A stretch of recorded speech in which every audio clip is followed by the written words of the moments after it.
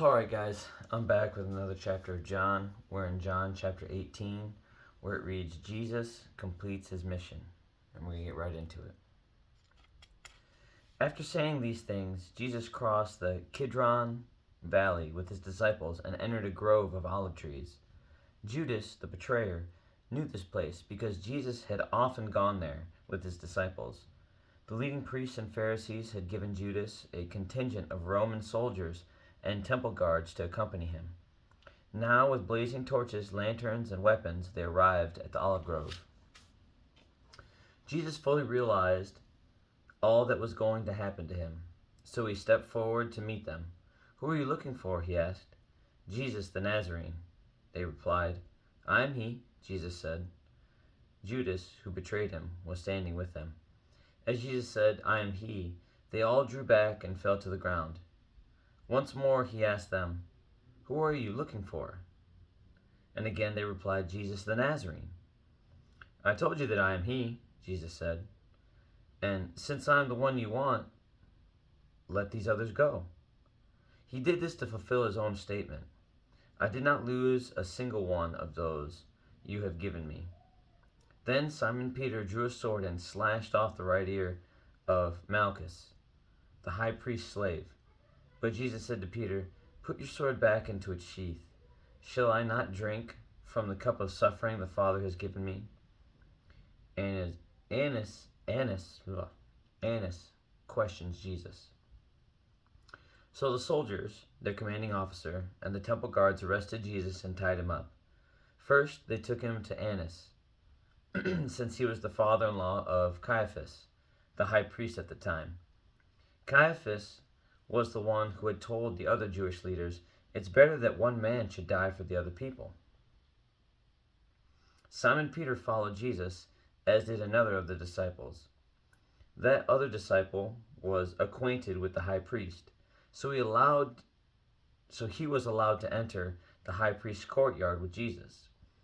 Peter had to stay outside the gate. Then the disciple who knew the high priest spoke to the woman watching at the gate, and she let Peter in. The woman asked Peter, "You're not one of that man's disciples, are you?" "No," he said, "I'm not." Because it was cold, the household servants and the guards had made a charcoal fire. They stood around it, warming themselves, and Peter stood with them, warming himself. Inside, the high priest began asking Jesus about his followers and what he had been teaching them. Jesus replied, "Everyone knows what I teach.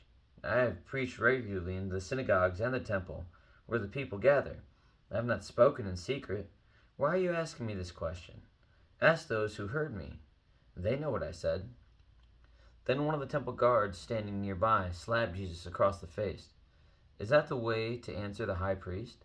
he demanded. And Jesus replied, "If I said anything wrong, you must prove it. But if I am speaking the truth, why are you beating me?" Then Annas bound Jesus and sent him to Caiaphas, the high priest. Peter denies knowing Jesus. Meanwhile, as Simon Peter was standing by the fire warming himself, they asked him again, "You're not one of his disciples, are you?" He denied it, saying, "No, I'm not."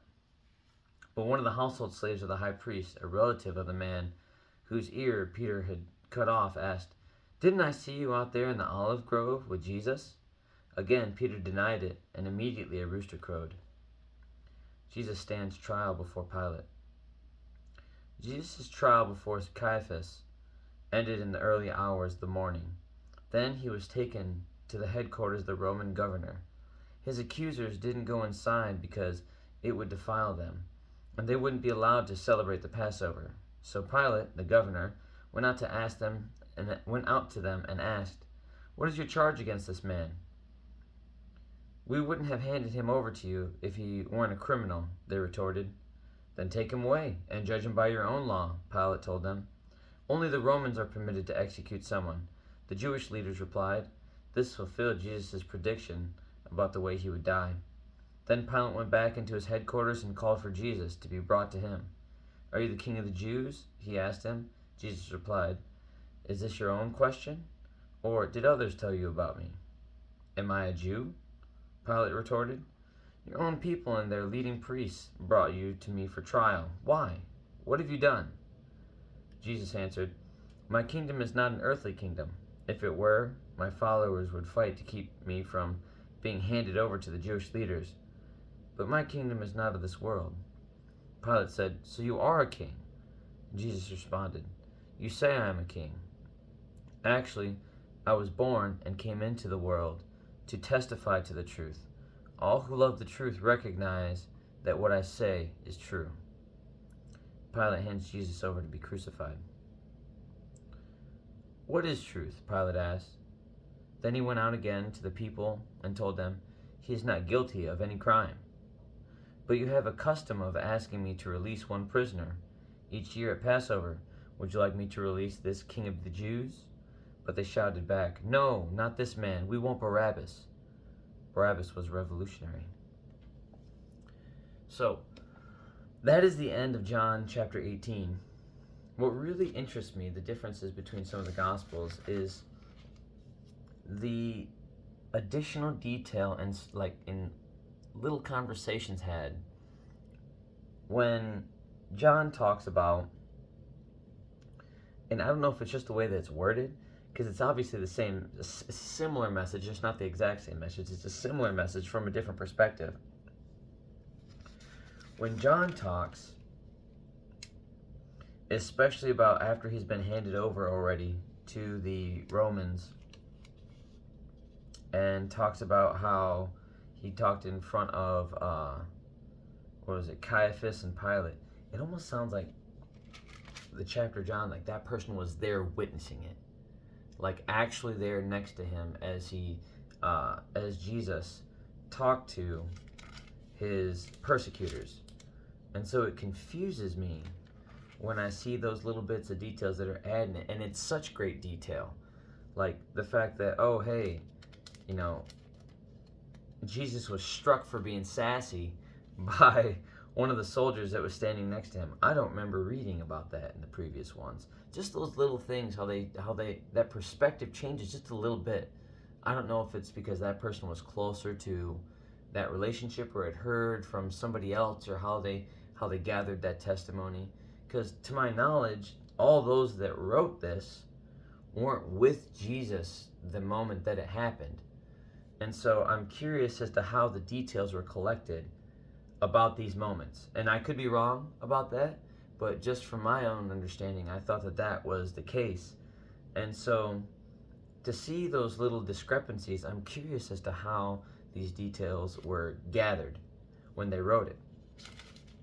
And so, I don't know, that's one thing that just sticks out to me, and one thing that I've really appreciated in reading the Gospels, because obviously they're telling one unified story about Jesus predicting his own death, and how Jesus' life, and John the Baptist, and how John prepared the way in the wilderness, and Jesus basically deflecting the horrible things that the Pharisees were doing along the way of him trying to heal and love, and just being the fantastic example of a selfless, blameless life that we needed, that he took that to the cross and died for us. But there's still these little nuances that really kind of give greater light, shed greater light to what's actually happening. And it's interesting, just the difference in details. I'm just so curious as to how the information for these chapters was collected, and the difference in how they came to be. Because while they tell the same story, like I said, there's just enough of a difference to be like, man, why is that different? So, but that's just me. That's just some reflection that really doesn't have to do with any type of philosophical approach to it. Just a curiosity on my part, to where I'm like, man, why is there just that little bit of difference? But on that note, I love you. Jesus loves you. Have a good night. God bless, guys. And I will see you tomorrow for chapter 19, where it continues the conversation with Pilate and Jesus being crucified. Have a good night, and God bless, guys.